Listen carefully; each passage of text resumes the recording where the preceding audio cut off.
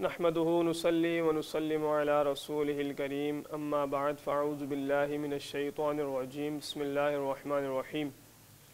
تمامی ناظرین ناظرات، متوجہین متوجہات، ملائکہ صالحین، ارواح طیبات، السلام علیکم ورحمۃ اللہ وبرکاتہ۔ ادارہ رشد و ہدایت کی جانب سے ایک منفرد اور بہترین سلسلہ ایک بار پھر آپ کی خدمت میں لے کر حاضر ہیں، جس کا نام ہے عقیدہ ختم نبوت کی رشد و ہدایت۔ یہ عقیدہ اسی طریقے سے ہر مسلمان پر فرض اور لازم ہے جس طریقے سے اللہ تبارک و تعالیٰ کو یکتا ماننا واجب اور لازم ہے۔ اسی سلسلے میں ادارے نے یہ کوشش کی کہ قرآن اور احادیث نبویہ سے اس عقیدے کو اور لوگوں تک پہنچایا جائے تاکہ ہر فرد اپنا ایمان سلامت رکھنے میں اور اس میں کوئی تذبذب کا شکار نہ ہو، تاکہ ہر مسلمان اس عقیدے کو محفوظ کرے، یاد کرے، تاکہ اللہ تبارک و تعالی اس کا ایمان سلامت فرمائے۔ بحمدہ تعالی ہمارا یہ سلسلہ قرآن اور حدیث پر مشتمل ہے، لہٰذا قرآن کا باب مکمل ہو چکا ہے اور اللہ کے کرم سے تقریباً 24 احادیث مبارکہ بشان ختم نبوت میں بیان ہو چکی ہیں۔ بحمدہ تعالی 24 احادیث مبارکہ بشان ختم نبوت میں اس سلسلے میں بیان ہو چکی ہیں۔ آئیے ناظرین اکرام، اب ہم چلتے ہیں اپنی 25ویں احادیث مبارکہ کی طرف کہ جس میں نبی پاک صلی اللہ تعالی علیہ وآلہ وسلم نے اپنی ختم نبوت کو کس شان سے بیان فرمایا۔ چنانچہ حضرت علی رضی اللہ تعالی عنہ مولا کائنات سلام اللہ تعالی علیہ روایت کرتے ہیں کہ میں ایک دن بیمار ہو گیا اور اسی بیماری کی حالت میں رسول پاک صلی اللہ تعالی علیہ وآلہ وسلم کی بارگاہ بے کس پناہ میں حاضر ہوا۔ حضور علیہ الصلاۃ والسلام نے اپنی چادر مبارک میرے اوپر ڈال دی اور خود نماز میں مشغول ہو گئے۔ تو جب آپ علیہ الصلاۃ والسلام نماز سے فارغ ہوئے تو فرمایا، اے ابن ابی طالب، اپنی چادر کو ہٹا لو، یقیناً تم شفا یاب ہو چکے ہو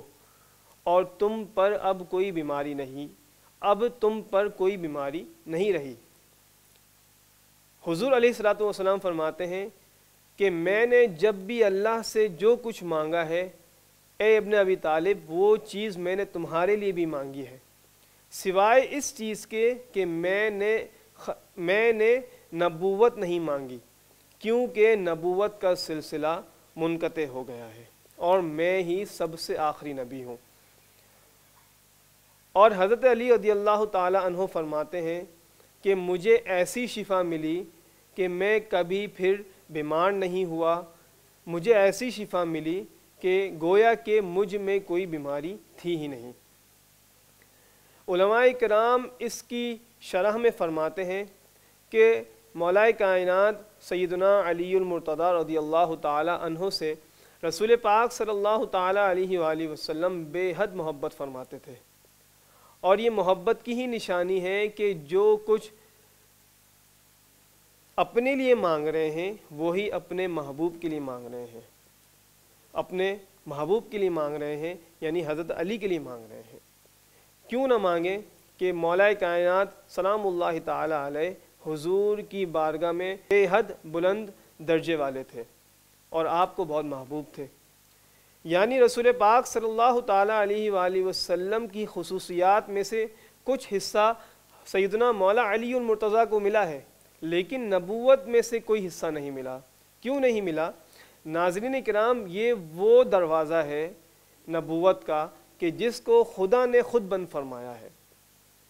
اور جس دروازے کو خدا نبوت اور جس دروازے کو خدا خود بند فرما دے اس کو کوئی کھول نہیں سکتا،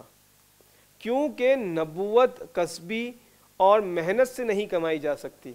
بلکہ یہ اللہ کا فضل ہوتا ہے کہ وہ اپنے بندوں میں سے جس کو چاہے نبی مقرر فرما دے۔ اور یہ اللہ تبارک و تعالی نے ہی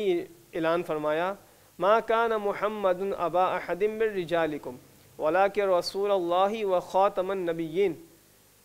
کہ اللہ تبارک و تعالیٰ نے فرمایا کہ حضور علیہ الصلاۃ والسلام سب سے آخری نبی ہیں۔ تو گویا کہ اللہ نے یہ فرما دیا کہ اے محبوب تم سب سے آخری نبی ہو، تمہارے بعد کوئی نبی نہیں۔ اس حدیث مبارکہ سے یہ بھی معلوم ہوا کہ کتنے ہی بلند و بالا مرتبے والی ہستیاں ہوں وہ نبوت کو نہیں پا سکتی۔ تو لہٰذا آج کے دور کے اندر جو نبوت کا دعویٰ کرے وہ ذلیل اور اللہ کی بارگاہ سے دھتکارا ہوا شخص ہے، اور یہ اللہ تعالیٰ کے فیصلے کو چیلنج کرنا ہے کہ فلاں شخص نے نبوت کا دعویٰ کر دیا۔ یہ اللہ کے فیصلے کو چیلنج کرنا ہے، اور اللہ کے فیصلے کو چیلنج کرنے کا مطلب کہ وہ کفر اور ارتداد میں ہو کر مرے گا۔ لہٰذا ہمارا ایمان ہے کہ حضور علیہ الصلاۃ والسلام اللہ کے سب سے آخری افضل رسول اور نبی ہے۔ آئیے چلتے ہیں اپنی 26ویں حدیث مبارکہ کی طرف کہ رسول پاک صلی اللہ تعالیٰ علیہ وآلہ وسلم نے کس طریقے سے اپنی ختم نبوت کو بیان فرمایا ہے۔ چنانچہ سیدنا حضرت عباس بن عبد المطلب رضی اللہ تعالیٰ عنہ روایت کرتے ہیں کہ ایک مرتبہ انہوں نے مکۃ المکرمہ سے مدینہ طیبہ ہجرت کرنی چاہی، تو اس کی اجازت لینے حضور علیہ الصلاۃ والسلام کی بارگاہ میں حاضر ہوئے۔ تو حضور علیہ الصلاۃ والسلام نے فرمایا اے چچا آپ اطمینان رکھیے،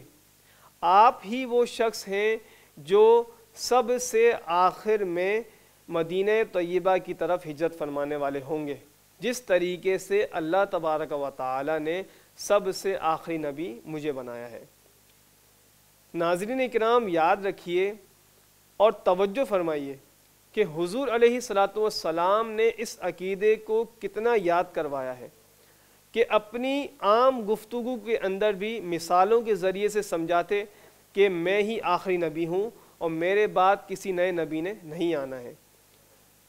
تاکہ یہ عقیدہ ہر ایک امتی کے ذہن میں بیٹھ جائے اور ذہن نشین ہو جائے، اور یہ سلسلہ اور یہ عقیدہ اتنا مشہور اور متواتر ہو جائے کہ اس کا انکار کرنا ہر ایک کے لیے محال ہو۔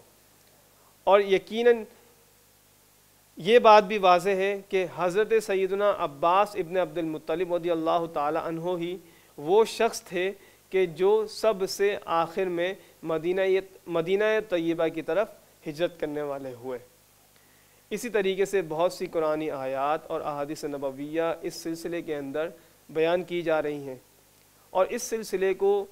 نشر کرنے کا مطلب ہی یہی ہے کہ یہ سلسلہ کسی ایک کی ہدایت کا سبب بنے۔ اگر ایک کی ہدایت کا بھی سبب بن گیا تو انشاءاللہ تبارک و تعالی ہم سب کے لیے یہ صدقہ جاریہ ہوگا۔ تو ناظرین اکرام سے یہ گزارش ہے کہ اس سلسلے کو لائک بھی کیجئے، شیئر بھی کیجئے، اور ہمارا چینل کو سبسکرائب بھی کیجئے۔ محمد حسن رضا المہدوی کو اجازت دیجیے۔ السلام علیکم ورحمۃ اللہ وبرکاتہ۔